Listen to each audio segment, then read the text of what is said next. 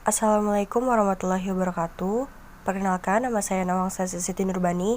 Saya dari Fakultas Ilmu Pendidikan Ekonomi kelas B, Universitas Pancasakti Bekasi.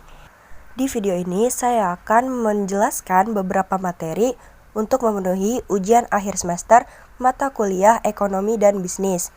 Silakan disimak penjelasannya. Yang pertama ada pengertian krisis ekonomi. Krisis ekonomi adalah keadaan di mana perekonomian di suatu negara mengalami penurunan secara drastis. Secara umum, negara yang menghadapi keadaan tersebut akan mengalami penurunan PDB atau produk domestik bruto. Anjloknya harga properti dan saham serta naik turunnya harga karena inflasi. Kejadian ini memang sangat menakutkan, sebab akan ada banyak sekali pihak yang dirugikan jika sampai terjadi krisis ekonomi di suatu negara. Penyebab terjadinya krisis ekonomi ada 3. Yang pertama, utang negara yang berlebihan, karena banyaknya beban utang negara sehingga tidak mampu membayarnya. Yang kedua, inflasi yang tinggi. Inflasi merupakan sebuah peristiwa di mana harga barang dan jasa mengalami kenaikan dalam waktu yang panjang. Yang terakhir, pertumbuhan ekonomi yang macet. Adanya pertumbuhan ekonomi di suatu negara yang tidak berkembang atau macet. Dampak krisis ekonomi. Krisis ekonomi memberikan dampak yang sangat besar bagi negara dan tentunya dari berbagai pihak, mulai dari pemerintah hingga masyarakat.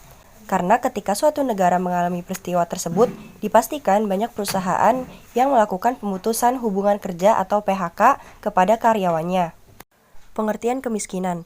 Kemiskinan adalah keadaan di mana terjadi ketidakmampuan untuk memenuhi kebutuhan dasar seperti makanan, pakaian, tempat berlindung, pendidikan, dan kesehatan.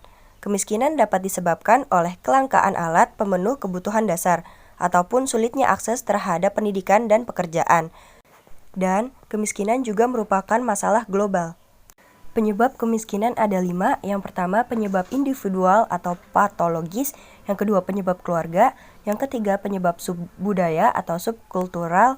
Yang keempat, penyebab agensi. Dan yang terakhir, penyebab struktural. Pengertian kesenjangan pendapatan.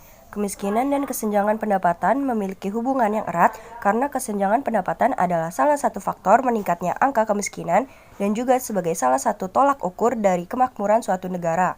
Kesenjangan pendapatan adalah keadaan di mana para buruh kurang diperhatikan oleh pihak-pihak yang seharusnya menjadi sarana aspirasi buruh sehingga menyebabkan adanya ketimpangan sosial pada dunia kerja.